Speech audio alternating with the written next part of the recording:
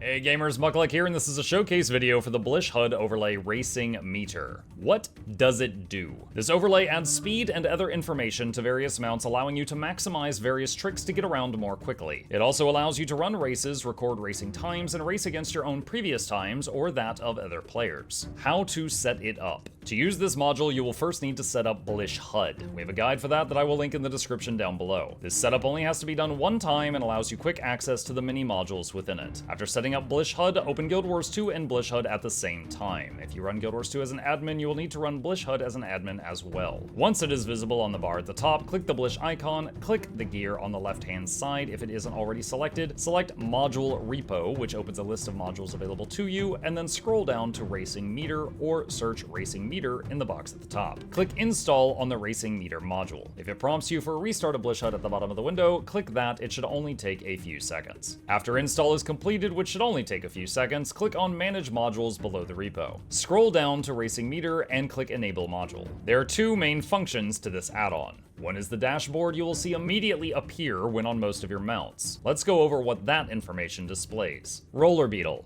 The big number measures speed in mount relative units. This means that 30 on the Roller Beetle does not equal 30 on the Skimmer, for example. The circles along the top show your camera angle and drift angle, and they're most useful when doing fancy Beetle tricks like ACS or Hyper Boost. I'll link some videos from other creators on this topic down below, but the TLDR is there are some advanced movement tricks with the Beetle that you can do to surpass the normal max speed, and the information this displays helps you get the angle and speeds right to perform those tricks. The meter is divided into 4 sections. The yellow area marks the minimum speed at which you can do air tricks, the purple area marks the minimum speed at which you can drift, the dark red area marks the boost speed, which is roughly the max speed you can get to without doing fancy tricks to break through. If you bind a drift key in the settings, you'll also enable a drift hold helper on the left side. It shows you the duration of your current drift as well as any speed gained or lost during it. Warclaw comes with a standard speedometer which shows you forward speed, your acceleration or deceleration, and the vertical bar on the side shows vertical speed,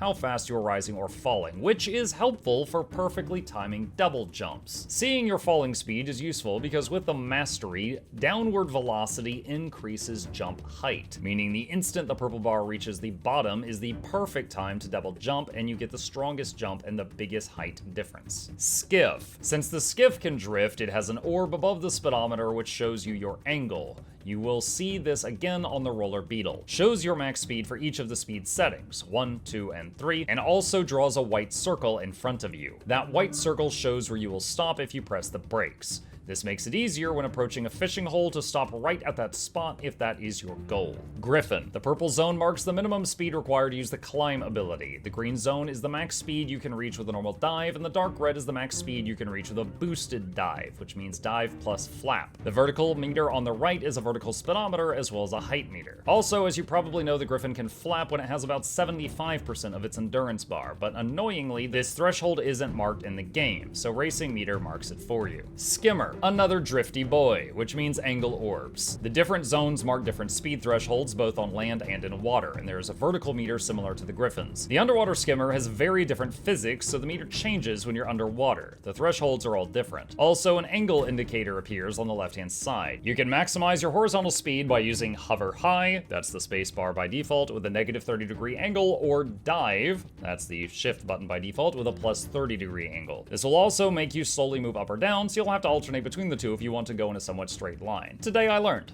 Siege Turtle. Lots of zones for all the different speed thresholds. Once again, orbs for drifting and a separate meter for vertical speed. The second major function is for running and building races. In the main Blish HUD window, a new icon will appear near the top left with checkered flags for Racing Meter. You can click a zone or race to load it onto your map, allowing you to practice races that are not currently available, or even if they are available, get a bit more information, such as where upcoming turns are before they come into view. You can also select people on the leaderboard on the top right and select Race This Ghost to race against their time and see if you can top it. To run a race, simply select it and click Run This Race, go to the starting location, and start from the marked circle. Official races are meant to be run alongside the corresponding adventure, meaning you load the race in Racing Meter, go to the starting point, click play on the in-game window, and run the race in the game and the add-on at the same time. That way you get the benefits of the Racing Meter, the speedometer, ghost, HUD, checkpoints drawn, alongside actually doing the race in-game, with associated rewards, getting the energy restoring throwing pickups, sound effects when touching checkpoints, and completing the race, etc. Also, a tip for those who don't know, when you're running a race adventure, you can quickly restart it and go back to the beginning by clicking the X at the top right corner of the screen and then clicking reset. When you have a race selected, a full race preview will be shown on your map. The next checkpoint will also be marked on your minimap. When you complete a race with Racing Meter, your time can be saved in the form of a ghost file. The ghost file is essentially a replay of your run, which you can then race against in real time. You can select times from the Racing Meter leaderboards to race against their ghosts too, and if you have an API key registered on Blish HUD, you can upload your own times to the leaderboards as well. Multiple aspects of the racing mode can be configured, so check out the module settings if there's stuff you wish to change. Once you are done racing, you can click Unload Race on the top right. The next feature allows you to build your own races. When at the location you want to make your track, select Race Editor in the bottom left, then New Race at the top, and create checkpoints. When making checkpoints, just click Snap to Avatar. You can adjust the XYZ settings until you are satisfied with it. For example, you can make a checkpoint on you, then click the Z and move your mouse to adjust its location if you are making an airborne race. You can also click on any points to adjust them and test or save your race when you are ready to do so. Online racing allows you and others to use the module at the same time and set up community races. Start by connecting to the server. If you don't have an API key registered on Blish HUD, you can just connect as a guest. Then click Create Lobby. On the users panel, you'll see yourself marked with HR. That means H is host and R is racer. As a host, you can right-click users to mark them as a host or as racer individually. Only users marked as racer actually take part in the race. Make sure to right-click the race you want to run and set that as the race to load it. As a host, you can also right-click a race to set it, change the number of max users allowed in the lobby, or change the number of laps to run. You'll also see a button to copy the lobby ID to your clipboard. You can share this with people for them to join your lobby. If you put it as a squad message, they can copy-paste it. Racers can ready up by standing within the race's starting circle. When all racers are ready, a host can trigger a countdown to start the race. Racers leaving the circle before the countdown ends will trigger a false start and cancel the race. During the race, you'll be able to see a leaderboard with everyone's race progress in real time. And that about covers the main features of this module. If you have any issues with adding or changing any settings and them not showing up right away, disable and re-enable the module. If you get stuck anywhere or if this video did not answer any questions, please don't hesitate to join the Blish HUD Discord for any help with this topic, or check out the module page, both of which are linked down below.